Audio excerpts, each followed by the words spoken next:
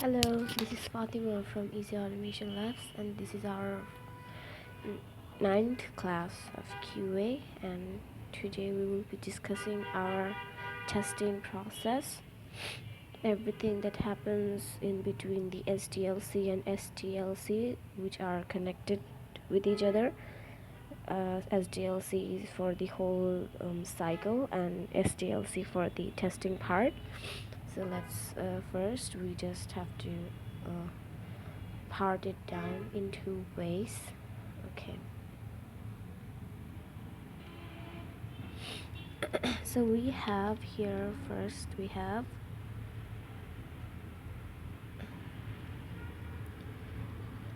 SDLC, then we have STLC. Okay, so for SDLC, the first step in our SDLC is pre-refinement. The first meeting, pre-refinement, and alongside SDLC we have here our static testing. While everyone is doing pre-refinement, the testers do the static testing, which is the imaginary version of testing. They talk to themselves, they have meetings, the testers, all of them together, how they're going to be testing the features or the sprints or the user stories. Static testing. Okay, and then we have our refinement.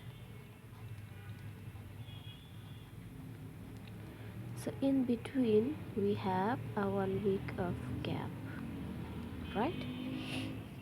Okay, and then after static testing we do our effort estimation.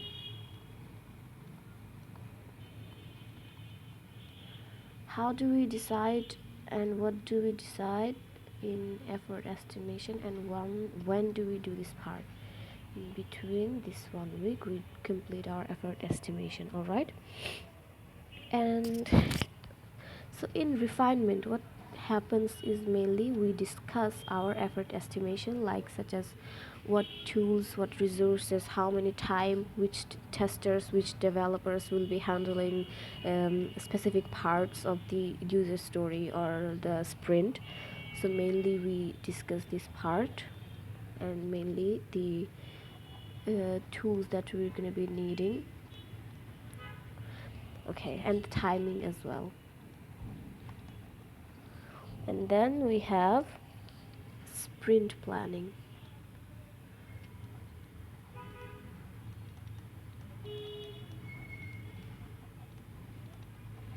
We have sprint planning, and in this sprint planning we mainly prioritize the user stories, and we select user stories which one will go. So let's say 1, 2 or 3. 1, 2, 3. User story 1, user story 2, user story 3. Okay, so in our first sprint we are going to be working on the first 3 user stories. All right. And then we have our dev environment.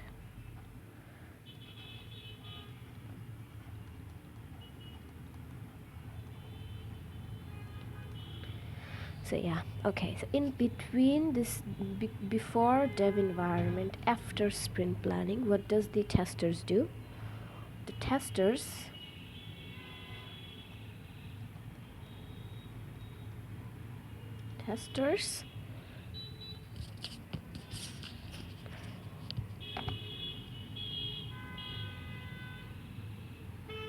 plan the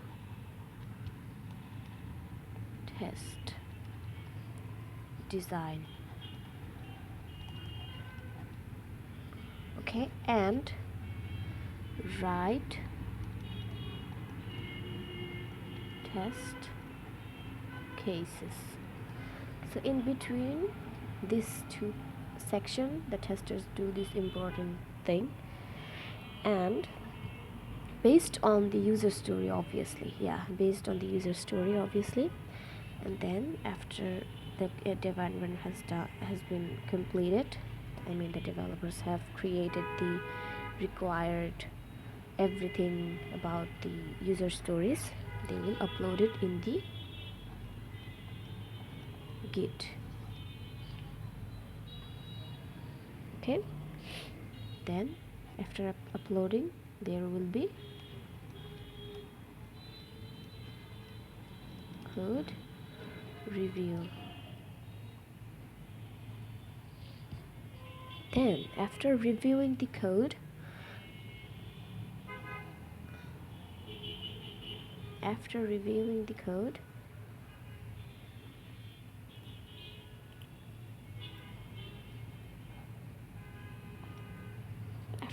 code, we have our deployment.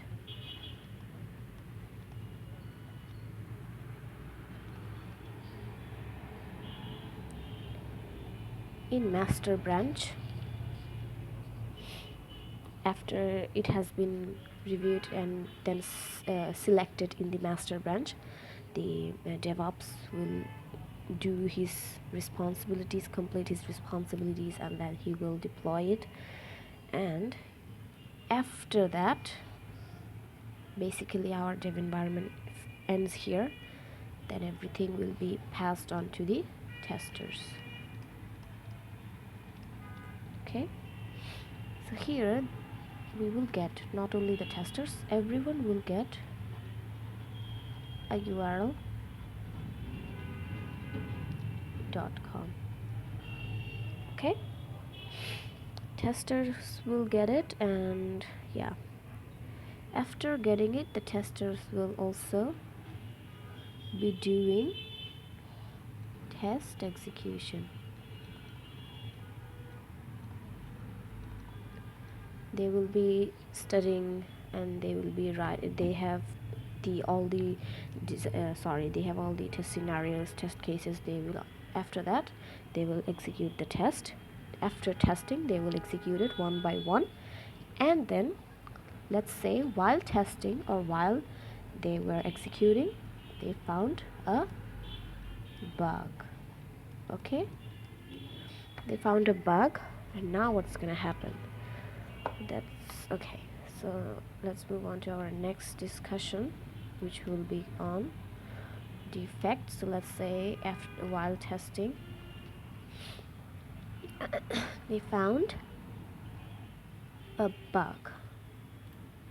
Sorry, a defect. Let's say a defect.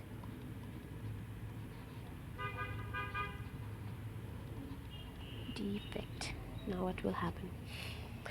Okay, so after finding the bug, the first step the testers will do, they will thoroughly check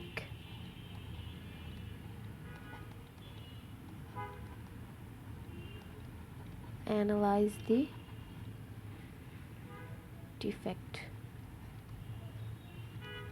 if it is actually a defect or not. They are going to double check, triple check it if it is going to be a defect or not, because it may cause a huge problem if it is not a defect, but it is a mere misunderstanding, and they have submitted it to the developers, so that might cause some issues. So that's why the testers first, after recognizing a defect, they will first analyze the defect perfectly. Okay, and then after that, the second step will be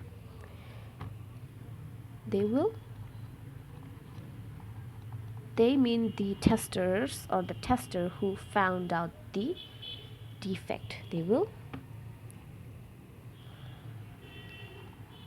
let the test lead know about it. Okay, and the next step is Yeah, after that the test lead have confirmed that yes, this is a defect, actually a defect, then what he's going to do,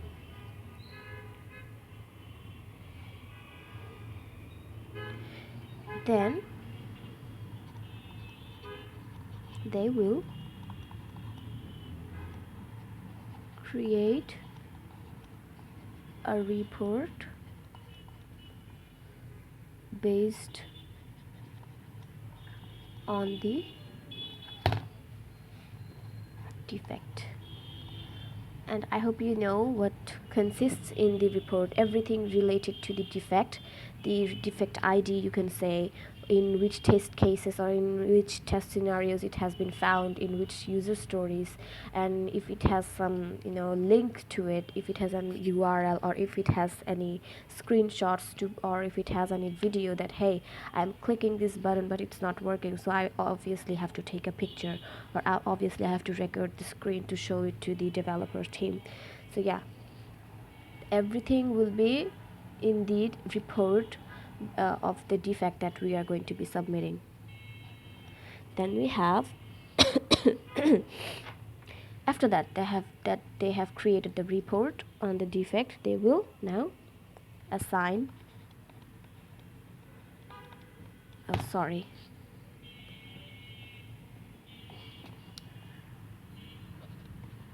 submit the report on Jira. Okay, Jira, and assign the developers. Okay, assign meaning just like he will put @ and tag the developers to to point out the defect. All right, so that is called issue create. Okay, so this thing is called issue create, to submit the report in Jira and assigning it to a developer is called issue create. Okay, and now after that we have submitted a defect, the defect will have a defect ID. It will be connected, it will be it will have a defect ID, defect ID. Okay, after reported the defect, no one here will give the defect and a defect ID, because as soon as someone assigns something or submits a report regarding a defect to it, or any sort of it's not only about the defect, it can be a user story, as a sprint, or any other feature, it will have an ID automatically. It is built that way. The software has been built that way so that it can get an ID immediately, automatically. No one have to do it. The defect will have an ID. Okay. Alright, so now let's go back to our class. Yeah, so that's what I just before moving on to this diagram, I had to discuss all this. So yeah, so let's say a defect has been found, which is new defect. A tester, while testing, he found this defect, and now he have already assigned it. Okay, so let's say after assigning it to the developers, so let's say a developer opened the defect report. Okay, so after opening, he might find this 4 sort of thing in his report, or this one, either these 4 or this one. So let's discuss which four parts are these? Okay, so let's say duplicate. We have first our duplicate.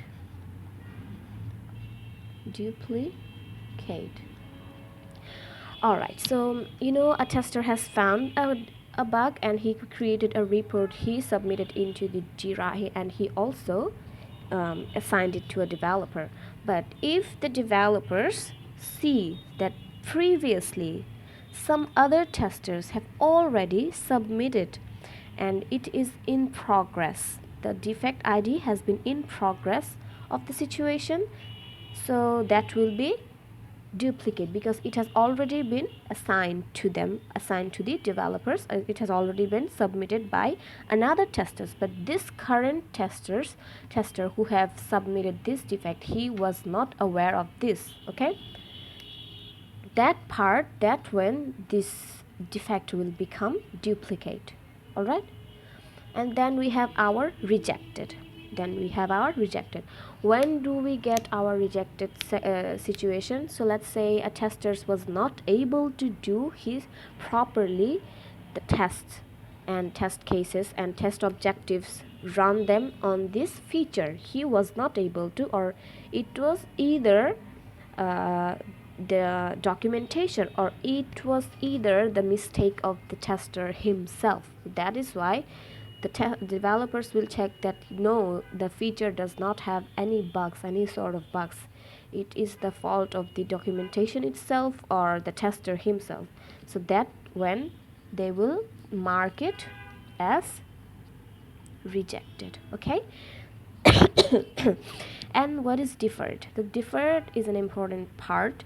So let's say we are working on sprint 1, we are working on login section, and we have 4 months of time, and after 4 months we will move on to our sprint 2. Okay, so while doing our sprint 1, so a testers found out a defect. Yes, obviously a defect, but this defect does not belong to sprint 1, but it belongs to sprint 2. It belongs to the features and the functionalities of sprint 2. But so what we might think that this is not necessary.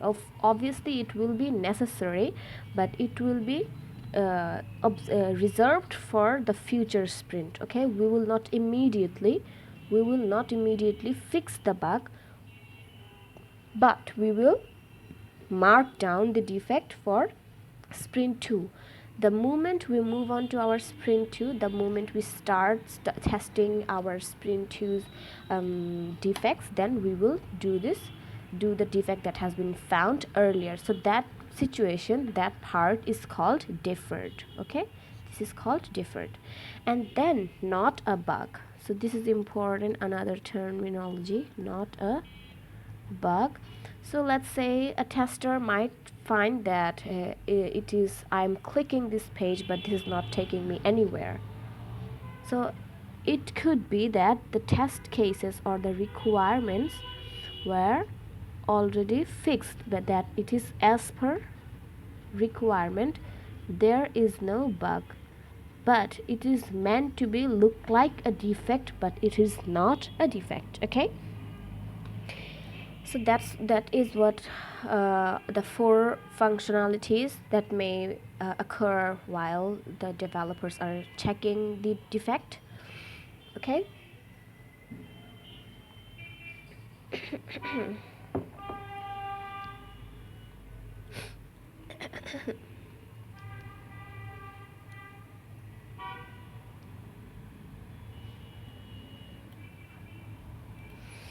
And then let's say they did not found any sort of these parts. The developers opened the defect report and they fixed it.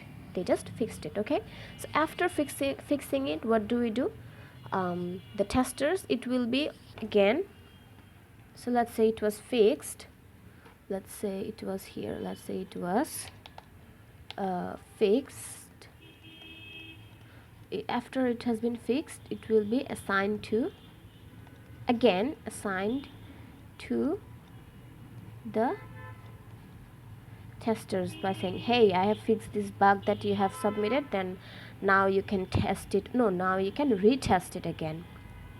Testers. So that is pending. Okay, pending retest.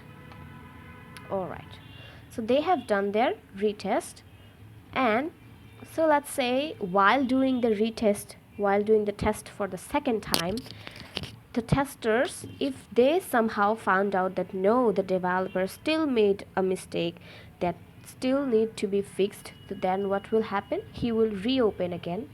Okay, then he will reopen and the process will start from here once again. Okay, and now if it has been retest and if it's all right, that after solving the issue here, the testers have retested it again, and now the defect is gone, now the feature is perfectly fine, then it will be verified by all the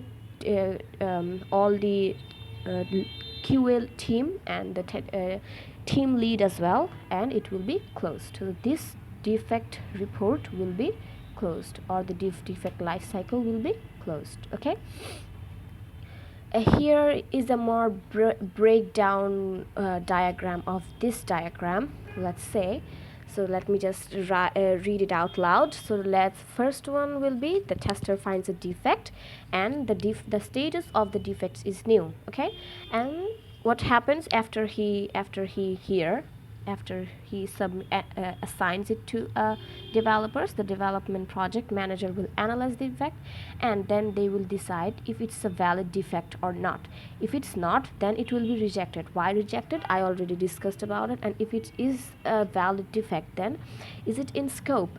Scope meaning everything that will be tested, if it was in our scope, which software, or which feature will be in our is it in our sprint, if it is in scope or not. If it is not in scope, if it is not in this sprint, then it will be in deferred. Okay, and then if it is not in the scope, if it is in the scope, then if they will see if it's already has been assigned by previously someone or not. If it has, then it is a duplicate, and if it's not, then developer will start on fixing the defect. Okay, and now the status will be in progress, and then they will fix it, and the status will be fixed, and then testers will retest the code or the defect that they have found in the code, and then test pass if the test has been passed or not. If they found once again any defect, then the status will be reopened from here. Okay, they will go back to from here, and if it's not, then the status is closed. Alright, so that's how our defect works if we find anything while testing our softwares. Alright, then we have our bug life cycle explained. So everything that I said till now, they just explained it. If we read it, if you read it, we will see that everything that I have said, we will find out everything. But this here is important. Okay, so let's say bug identification, bug reporting, bug triage, bug fixing, bug testing, bug closure. Okay, so bug identification, the first step, I hope you remember that after pointing out a defect, the team will thoroughly check if it's actually a bug or not. Okay, and then they will be creating a report on the defect that they have found while testing the software. Alright, and then so you can see the examples here that it says that once you have identified the bug, the next step is to report it to the development team. You will create a bug report that includes all necessary details such as steps to reproduce the bug, the browser used, the operating system, and the severity of the bug. Okay, the severity of the bug is really important. Okay, whether it is which is will be let's say if the software is gonna be facing giving problems for the end user or not. or if it is harmful for our business owner. As we know, the severity goes for the business owners. Okay, so we will also recognize those, and we will write down everything in our report. And then we have our bug triage. Okay, so let's say 3 defects have been found and 3 defects have been submitted, and now the development team, what he's going to do, he will first review the the reports of the bugs or defects that have been submitted, and then they will be prioritizing the critical state of the bugs. I mean, which defect has to be fixed immediately, or otherwise it's going to be a huge problem for the end user, or otherwise it might crash our software. So development team will work based on the severity and impact on the website. Okay, and then the bug closure, after the bug has been fixed, QA tester will mark it as closed. So bug closure meaning that our defect has been fixed and we are ending the defect ID, etc. And let's say, what is bug delayed? Okay,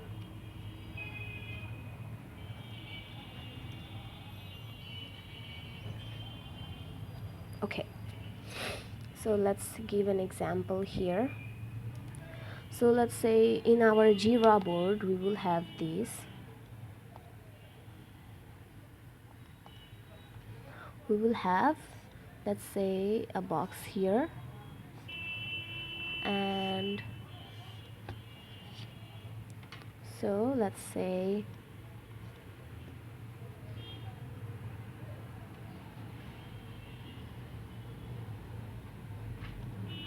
this is our defect 1, 0.1. This is our defect 0.2, and this is our defect 0.3. Okay, so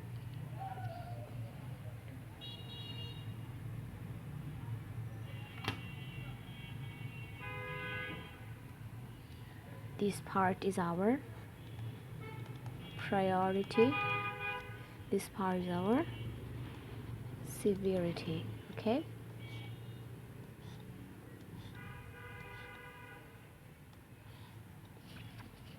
status priority is, let's say, this is P0 and this is P2 and this is P5. Okay, and this is P5, P0, and also let's say P2. Okay, so we have to work on the priority, obviously, because we have to think about the end users expectations on us first. So as we can see, the priority here is P0, which means it is really in a really bad situation. We have to fix this part. Okay, so let's say this is the development team has already started working on this, so this will be in progress. Okay, and these two are pending, and these two are also pending. So I'm just giving you an example using 3 defects, but if we could get 50 to 60 defects we might get. Okay, that depends on the software, that depends on the team completely, that depends on the company as so let's say it was in progress, but these two are pending. So let's say the developers were working on 20 defects. All right, so but they were constantly working. In progress was 10, but the other 10 will be in pending. So let's say they have 4 months. But in these 4 months, let's say first 2 months the dev team have to work in these 2 months. So they have to work. They they have to create the codes for the software, and after that, if the testers have found any defect, they also have to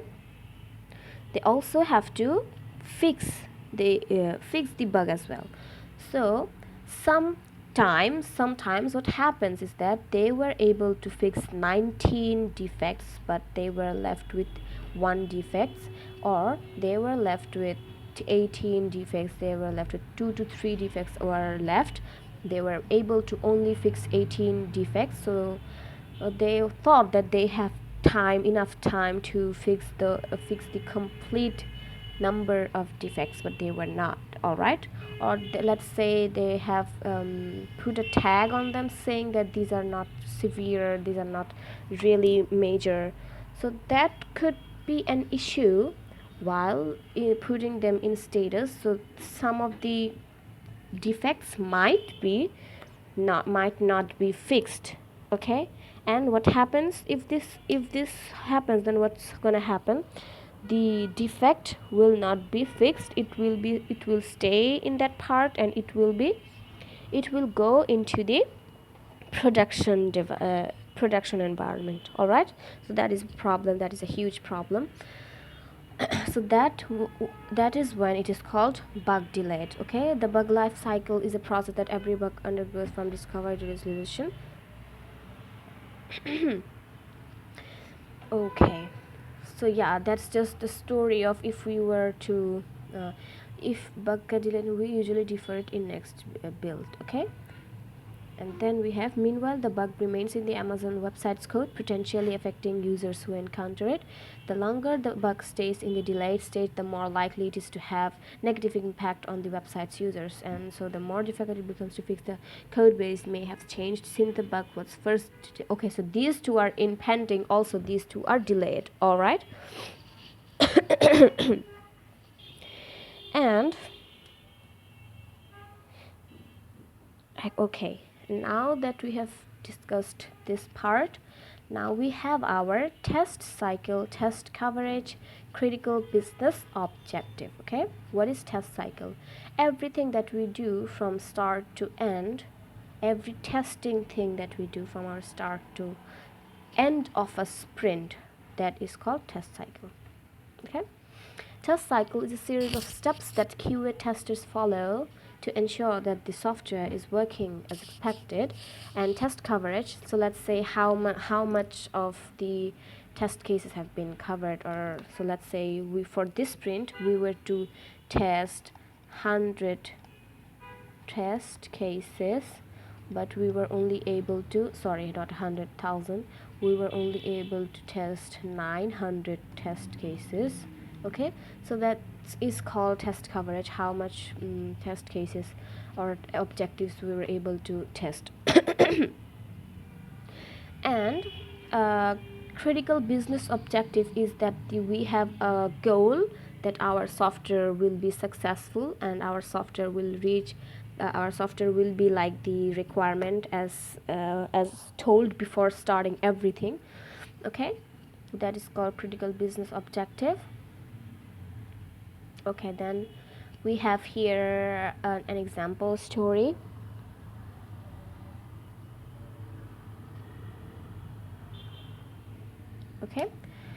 Okay, let's read it out. So test cycle is a series of steps that QA testers follow to ensure that the software is working as expected. I mean, from the start of our testing, where do we start? After the development team, after the developers have started working on the sprint and they have started to assign us the testing part, then that is called test cycle. And after it has reached to pre-production, not in production, because after it has been reached to production, we do the ad hoc testing, monkey testing, exploratory testing.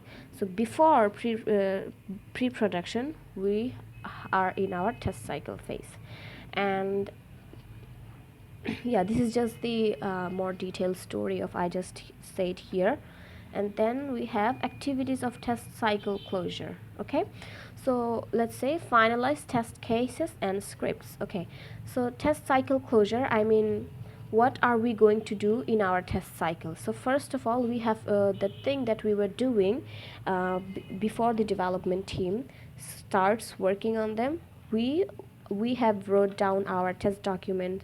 We will be updating the test document every time something new comes in, and then we have wrote down many test scenarios, many test cases based on our sprint and our user stories. So yeah, we will be finalize our test cases and scripts right before we are going to be testing it down. Okay.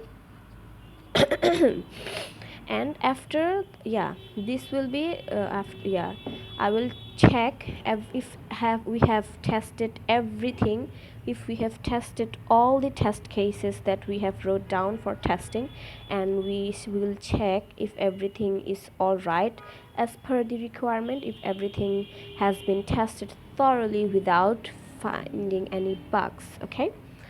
And then we have our test execution result. Okay, after that we have tested down our after we have tested everything following our test cases, test scenarios, we will test execute our results. Okay, then we will review it. Okay, we will review the test execution result to determine if all the tests were executed as per the plan, as per we have wrote down in our design document plan.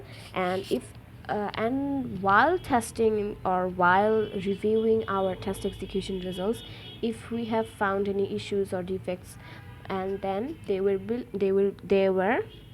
and we will also check if we have found previously any defect, then if it was fixed or not, if it was properly documented, properly reported or not. Okay, because we have to keep track of every defect that we find and we fix as well. Okay, and then we have to evaluate our test effectiveness, which will be the quality of the product or the software that we're going to be creating.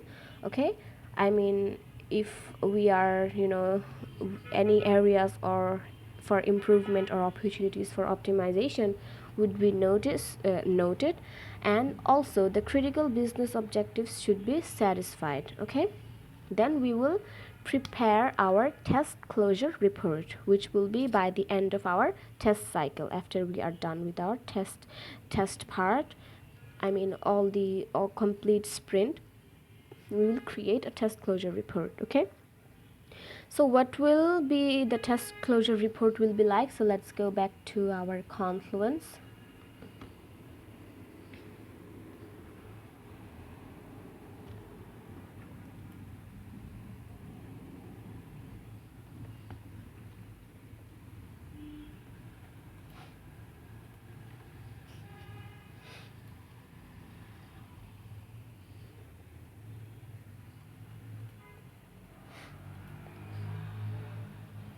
Okay.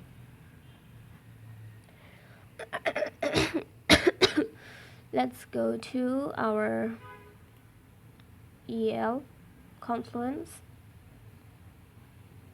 Then we have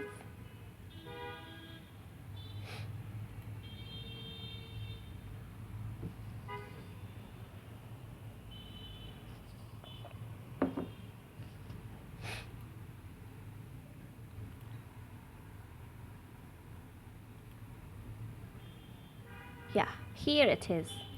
Okay, here is our test closure report. So this first, obviously we will create a template on this.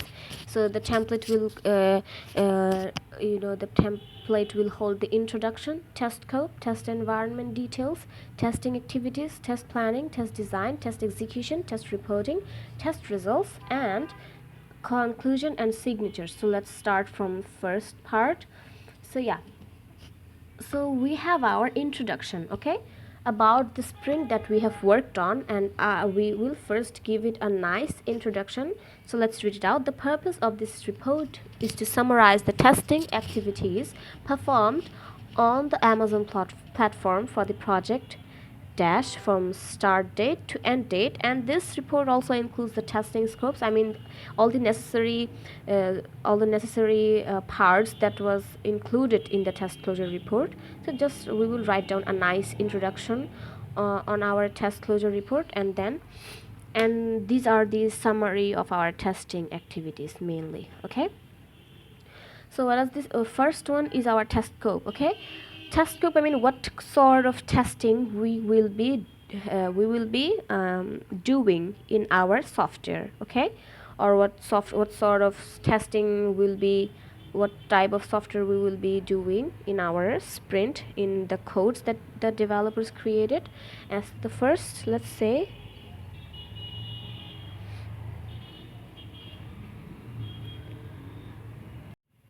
and then we have our test environment details. I mean, in which environment we have created this test closure report.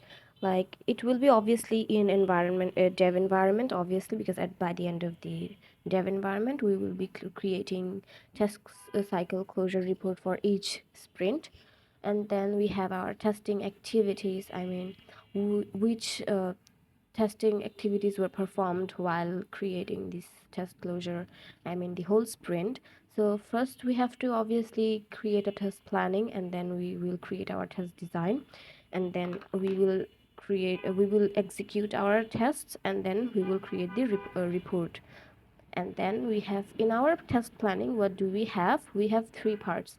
We have our test plan, our test scenarios, and test cases. All right, then test design has test scenarios and test cases. In our test execution, basically we are executing the test cases, and also we, if found any defect, then we are obviously reporting the defects and submitting it to the developers. All right, so yeah, test environment setup, then test execution, then defect reporting, and then we have our test reporting. So first one is our test summary report. So we have here our test summary report. So for test summary report, it um, holds the each test case IDs and the test results as well, if it was passed or not. So as you can see in our execution, for functional and for performance, for our functional testing, we had total 50 functional testing. In 50, that 45 functional testing was execution was passed, and 3 failed and 2 blocked. Okay, and then performance testing, 10 was executed, 9 was passed, 1 was failed. So these are the just summary of what we have done so far now in our testing types, and then test details in our functional tests. And then we have our performance test. So this functional test, you can see, holds so many test cases and the test results as well, and we will write down the description and the results what in our performance, and we have our security tests. So in this part we will write down our detailed test results. Okay, out of 100 test cases executed, it will be concluding the all testing types. We will write down a small detailed test result, which had 83 test cases passed, and 7 test cases failed, and 2 test cases were blocked. Okay, and then we have our defects and conclusion and recommendations. Recommendations will be mainly for our future improvement, like how we could do better in our testing, or how we can do better in our next testing sprints. And then approval, there will be the name of who has approved this, and who has been reviewed. The report has been reviewed by whom and approved by whom. They will be write down their name, signature, and date as well. Okay, and who created the test summary report, signatures, these persons. Also in this part, test closures was created by these people: QA tester, project manager, and development lead, and business owner. Okay, and then we have our deliverables of test cycle closure. What is deliverables? Deliverables means which functionalities, which features, or which testing type we had to deliver by the end of our cycle. Okay, so our most important cycles are test summary report, which I just discussed what will it hold, And we have to, the first one is our test summary report, the second was will be our defect report and our root cause analysis. Okay, so let's go to our root cause analysis report. This is also an important part. So let's say root cause analysis report is for significant defects including corrective actions taken. Okay, um, we will also create a report on this part. And then we have test closure report. Okay, test closure meaning the complete test cycle closure report. And yeah, so these are the deliverables of our test cycle closure. And then we have our test closure report. This, that's how it looks. We can also see this in our diagram as well. And then we have our test matrix.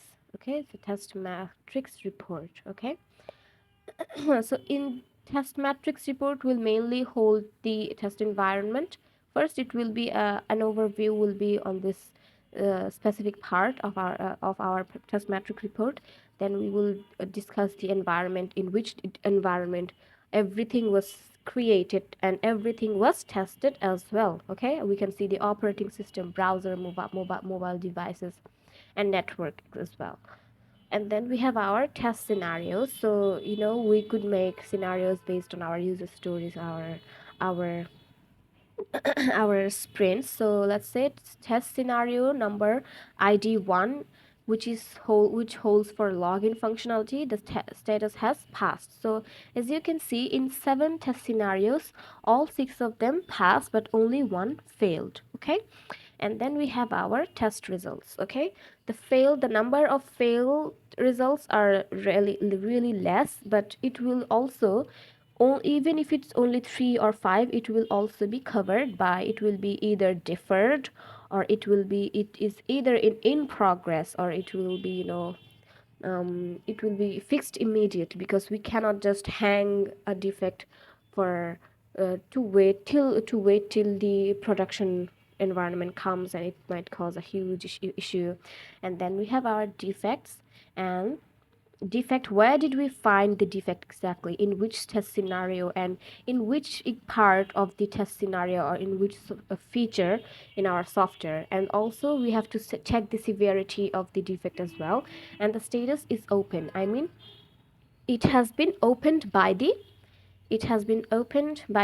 testers. Okay, they still haven't assigned it to the developers. And recommendation, just as I said, it will be for future improvements. And then yeah, let's read down the list. Yeah, all of these are here. And then yes, this is the test matrix report. And then what are test deliverables? Test deliverables are the artifacts which are given to the stakeholders of a software project during SDLC. Okay, so yeah, we have to deliver some important reports that, as I just discussed, that will hold defect report, test closure report, root cause analysis report, test summary report, test matrix report. So these reports will be inside the test deliverables, which we have to submit by the end of the cycle. Okay, we can see more detailed list of our test deliverables. As we all know, test strategy, test plan, effort estimation report, all the terminologies we have learned so far now, everything is here. And also we can, for better understanding, these are the report that will look like in future, when we are going to write down the reports by ourselves. Okay, and now another important thing is QA testing activities. So what is QA testing activities? Um, from the start of our testing cycle to by the end of our testing cycle, what do the QA testers do, or what activities we must follow in order to finish the cycle perfectly without any defect, or if found a defect, then we must retest it. So that we, if you see that everything that I have discussed so far, they just yeah, we have a bottom line of those subjects, that what we are going to do, what the testers are going to do by the end of the cycle. So let's say defect report and tracking, retest fixed defects and previous builds, perform various types of testing and application, reports to test lead about the status of assigned tasks. Everything I discussed so far now, we have to finish them in our testing life cycle. Okay, and then these are 7 principles of software testing. I mean, we must follow these 7 rules if we are going to test a software. All right, we have now agile model, agile methodology, agile process. Okay, what is agile model? It's simply in one line, it is a repeating process. Okay, everything that we have been doing in our development team, in our SIT, until our production team, everything will is a repeating process. I mean, let's say if we are working on 3 spins at a time, okay, if we are working on uh, if we are working on 3 sprints at a time, and then we are done with 3 sprints, but to cover our whole software we have to finish more 6 sprints. So yeah, we have to repeat the same process of our development, our testing, or everything related to our company. We have to repeat the same process for each sprints. Okay, so that is what, and the process that we follow, as you can see, the first one is the pre-refinement, then we have our refinement, then we have our sprint planning, development team, testing team, pre-production, production, maintenance, everything that has been happening one by one. It is called agile model. Okay, and then we have agile is an iterative and incremental approach. Okay, iterating or incremental. Iterative means one progress, repeating process. Something, if it's repeating, then it is called iterative. And then incremental. What is incremental? Means some adding some things on top of something else. I mean, yeah, if we read it here, modules features keep on adding on top of existing software. Okay, and now agile testing is a type of testing where we follow the agile principles. Okay, and then advantages and disadvantages. Okay, so there are many advantages of our agile model. The first one, which is really important, is that we do the release really fast. We make the release really fast. So let's say other companies, if they follow any other methodology, they might take it for 8 months, but in our agile, if we follow agile methodology, it will take us 6 months only. Okay, so let's say, yeah, in here, requirement changes are allowed in any stage of, yeah, so let's say if you're in middle of development, so if any stakeholders come and he asks us to add any requirement, or if he asks us to delete any requirement, we are able to do that. Okay, and then the release will be very fast, and customer no need to wait for a long time. Good communication between the team, because we have to, in order to make our release super fast, and in order to make our software super attractive, super perfect to for the end users, we must be good to our team, and it must be good to to each other. We have to build a nice relationship with each other if we are working together. And yeah, it is a very easy model to adopt. Okay, and disadvantage: less focus on design and documentation, since we deliver software very faster. Okay, okay. And when a requirement change, what happens? I have already discussed about it in our previous classes. What could, what the impact might be in our current sprint, what could happen. And then agile methodologies.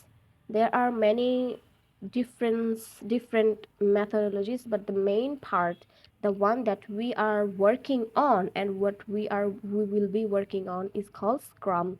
So the first one is Scrum methodology. So Scrum, so in one word, everything that we have done, everything I have discussed through that part is called Scrum. Okay, everything that we have discussed till now is called Scrum. So Scrum mainly handles complex project and product development. All right. So let's give an example. So let's say here is a software of a bank. Here is a software of a bank. So in this bank, three projects are there. A,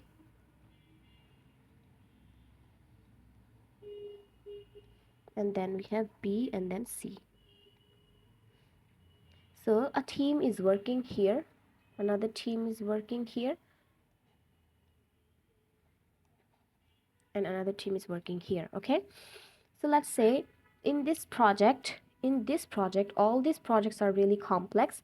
So in this project they are for customers login, for customers, so let's say login, and then we could say options of everything related to money and deposit, withdraw.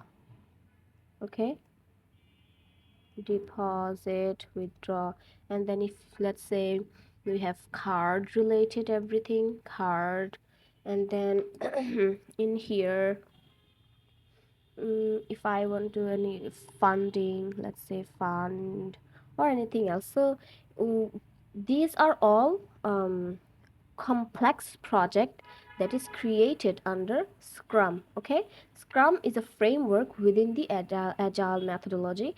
It is used to manage complex projects and product development.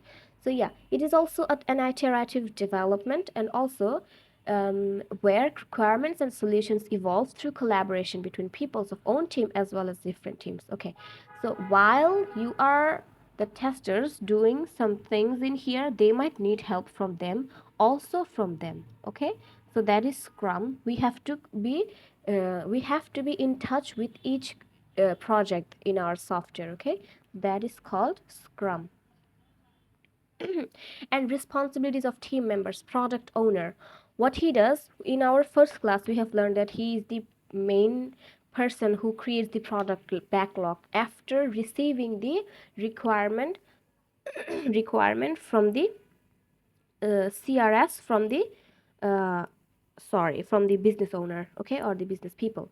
So product owner basically handles the complete team because he's the one who creates the product backlog, and he's also the one who hires the business analyst and project manager. And Scrum Master, he basically arranges all the meetings. He sends out emails, necessary emails. He works as a messenger, as you can say. Is responsible for leading the team, removing impediments, and protecting the team from external interference. Okay, and then we have our team members, which will consist of our developers, QA, BA, architect, DBA, etc. They are responsible for delivering high quality work on time. Okay, so of course they are going to be the one who's going to be working on creating the softwares, and they have to obviously create the software by the time that was created by product owner. And stakeholders meaning the business owners. Okay, so they are basically responsible for providing feedback and helping to shape the product. So we will have our meetings, daily stand-up meetings. In daily stand-up meetings, of course, all of them will be available. Some in, let's say, in refinement, our business owners will be available as well. So they are going to be giving us feedback, and also if they have any recommendation to give us, they will also provide that. Okay, and then we know what product backlog details holds.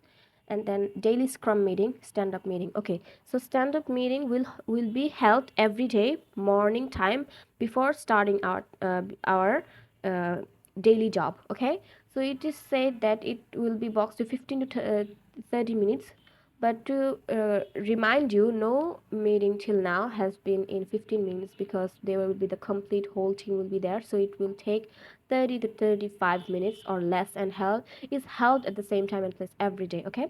So in daily stand-up meeting, what is the important detail, important part that everybody details? So each member have to answer three questions. First one will be, what did you do yesterday? What will you do today? And are there any obstacles that are preventing you from achieving your goals? So let's say if the developer asked a tester a question, hey, what did you do yesterday? Okay, so testers will be, hey, I worked on login functionality yesterday. I will work on registration functionality today. And while I was working on registration, or sorry, while I was working on another functionality yesterday, I found some problem which made me put down or put a full stop in my work. So let's say, give me a moment.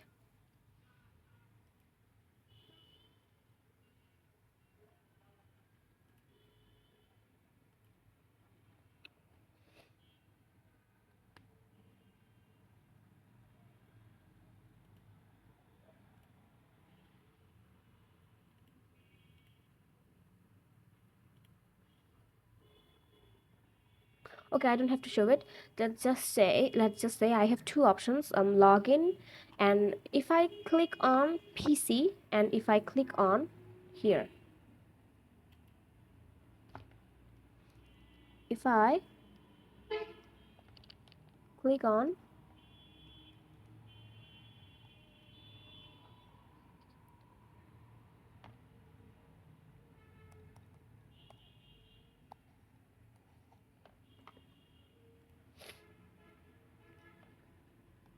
PC and Mac. So I have tested this part as these two are aligned with each other, but while I was trying to test this part, I couldn't. So it is a blocker, okay? So this is a blocker, all right? And now, as this has been identified as a blocker, I will also tell my team members about it, okay? Blockers or parking lots. And let's say blocker is something that that completely stops you from doing further progress on your work, okay? And another thing that is parking lots will be for that they are that issues that are not immediately relevant or cannot be addressed at the moment, but they should not be forgotten. Okay, something that we are identifying, this it might be defectible, that we might face creative issues with this. And also, if minor sort of defects, we can say those are parking lots. Okay. And then we have our scrum board. Okay, scrum board is, it's like uh, there will be three parts. Okay, our first part will be to do, to do, and then our second part is in